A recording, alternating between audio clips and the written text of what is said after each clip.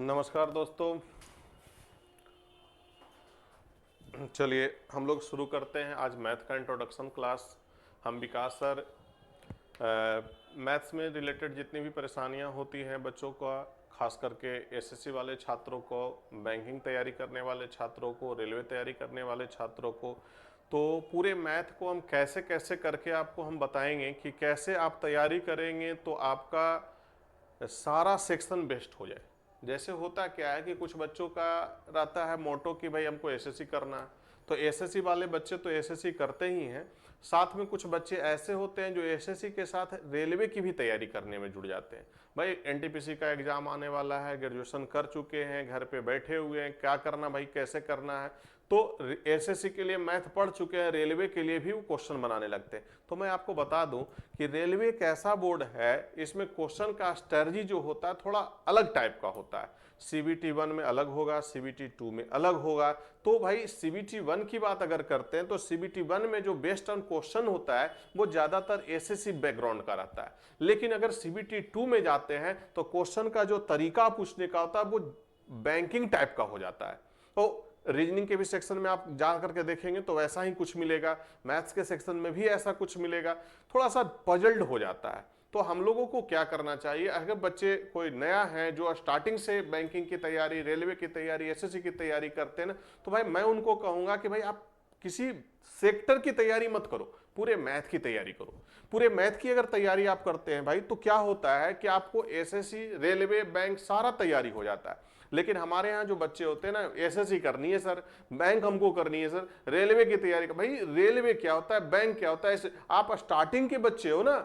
वो बच्चे कब होते हैं जो 6 महीने, साल भर, 2 साल, 3 साल पढ़ लेते हैं ना, वो बच्चे बोलते हैं कि सर रेलवे की तैयारी करनी है, तो उनके लिए ठीक है। लेकिन जो एकदम फ्रेशर बच्चे होते हैं ना, उन सारे बच्चों को मैं बताना चाहता हूं कि आप पहले मैथ्स की तैयारी कर लो ना, आप रीजनिंग की तैयारी कर लो ना, आप एसएससी की तैयारी मत करो, आप पूरे मैथ को बैकग्राउंड बनाओ, मैथ को बेहतर करो। भाई मैथ को बेहतर करने का क्या तरीका होगा, कैसे होगा, कैसे हम चीजों को लेकर के चलेंगे, तब जाकर के मेरा मैथ ठीक होगा। तो चलिए हम लोग आते हैं, इसके सिलेबस से रूबरू होते हैं, समझते हैं कि सिलेबस क्या है। तो भाई देखिए, पहले लिखे हैं मैथ्स, भाई विकास सर, मेरा नाम विकास कुमार हुआ तो हम विकास सर से लिख रहे हैं। भाई यहां पर देखिए मैथ को हम 4 सेक्शन में बांट चुके हैं, मैथ मेरा 4 सेक्शन में बट गया। सबसे पहला क्या होता है ना, बेसिक कैलकुलेशन।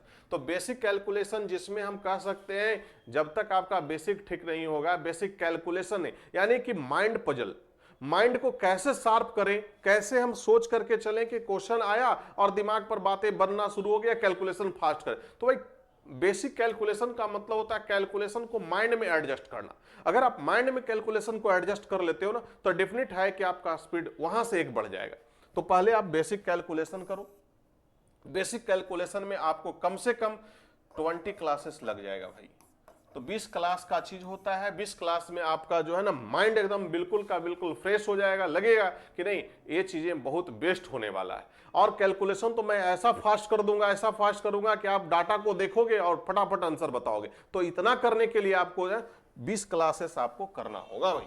इसके बाद आता है अर्थमेटिक। सारे बच्चे, जो बच्चे रेलवे की तैयारी कर रहे हैं, बैंकिंग की तैयारी कर रहे हैं, एसएससी की तैयारी कर रहे हैं, या कोई स्टेट गवर्नमेंट की तैयारी कर रहे हैं, तो मैं सारे बच्चों को बता दूं भाई अर्थमेटिक आपका होना ही चाहिए। अगर अर्थमेटिक आपको नहीं है तो बीपीएससी टीचर में हो जाइए, किसी स्टेट गवर्नमेंट का वैकेंसी आ जाए, सेंट्रल गवर्नमेंट की वैकेंसी आ जाए, सारे एग्जामिनेशन में आपको अर्थमेटिक ही पूछा जाता है। भाई अर्थमेटिक आपका पावर होना चाहिए, अर्थमेटिक में आपका पकड़ होनी चाहिए। तो भाई अर्थमेटिक पहला पार्ट हो गया।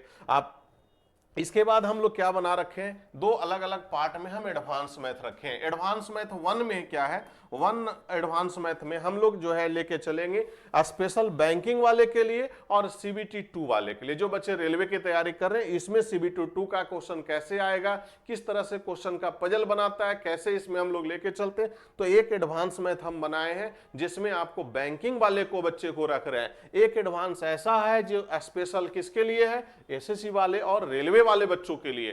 तो एसएससी और रेलवे में चैप्टर हम इस पर डिस्कस करेंगे, बताएंगे कौन कौन सा चैप्टर एडवांस मैथ का 1 में आने वाला है, कौन कौन सा चैप्टर एडवांस मैथ 2 में आने वाला है। वैसे जैसे बता दूं थोड़ा सा आपको कि डीआई का सेक्शन होता है और डीएस का सेक्शन होता है, ये आपका एडवांस लेवल का होना चाहिए। अगर आपका एडवांस लेवल का नहीं होगा तो आप बैंकिंग का सपना नहीं देख सकते। तो बैंकिंग वाले सारे बच्चों के लिए डीआई का प्रैक्टिस बहुत जरूरी होता है। खास करके आप अगर बीपीएससी की बात करें ना, तो बीपीएससी का सेकंड जो बच्चे मेंस करने वाले हैं ना, उनको भी डीआई पढ़ना पड़ता है। अगर आप डीआई नहीं पढ़ोगे तो 72 नंबर भाई वहां से आपका मिस कर जाएगा। स्टैटिक्स जिसको हम लोग कहते हैं, स्टैटिक्स में वो पूरा का पूरा डीआई रहता है भाई।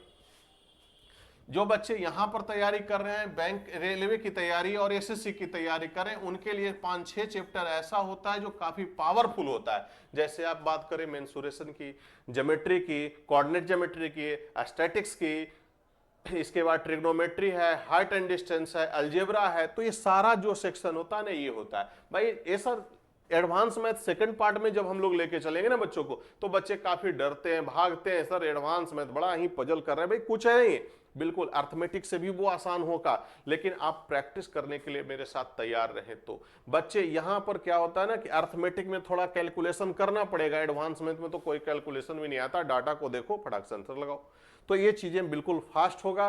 वो बच्चे बोलते हैं कि एडवांस मैथ नहीं बनता है जो प्रैक्टिस नहीं करते। अगर उसका थ्योरम को आप पूरी तरह पढ़ लें, प्रैक्टिस कर लें, तो सबसे ज्यादा आपको क्वेश्चन यहां से पकड़ाएगा। तो ये हमारा क्या है, ये सारा सेक्शन हम पहले बच्चों को पहले क्या पढ़ाएंगे, तो बेसिक कैलकुलेशन पढ़ाएंगे, उसके बाद अर्थमेटिक के बारे में बताएंगे, फिर एडवांस मैथ का ये वाला पार्ट है। जैसे अब यहाँ पर सीडीएस वाले भी बच्चे जो तैयारी करें ना, वो भी उनका भी ये सेक्शन हो जाएगा। तो लगभग सारे बच्चे अगर ये चारों सेक्शन को पूरा कर लेते हैं, 4 सेक्शन में हम मैथ को जो बांटे ना, 4 सेक्शन को अगर आप पूरा कर लेते हैं तो डेफिनेट है आपका एसएससी वाले बच्चे, बैंक वाले बच्चे, रेलवे वाले जो बच्चे हैं, या सीडीएस की तैयारी कर रहे हैं, तो इस सारे बच्चे का जो है काम यहां से बिल्कुल आसान होने वाला है। तो हम चाहेंगे कि आप इसका क्लास को कंटिन्यू करें। अगले क्लास में हम लोग जो है ना बेसिक कैलकुलेशन की क्लास देने वाले हैं, तो आप हमारे साथ जुड़िए। और बेसिक कैलकुलेशन में एक से एक नए नए ट्रिक को हम लेकर के चलने वाले।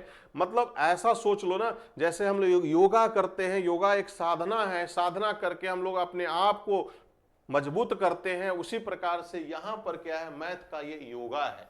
अगर आप योगा करते हैं मैथ्स का ना, तो समझ लीजिए कि आपका मैथ जो है ना बिल्कुल फिट होने वाला है।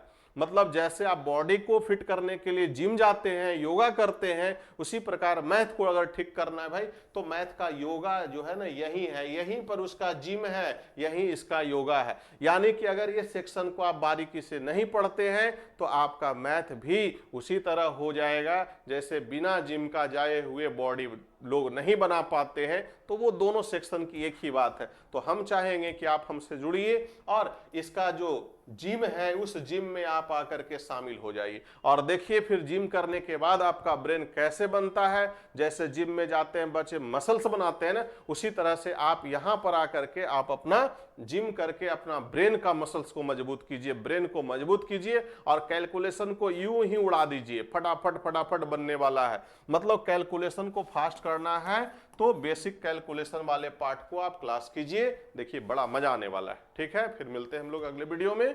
ओके, धन्यवाद।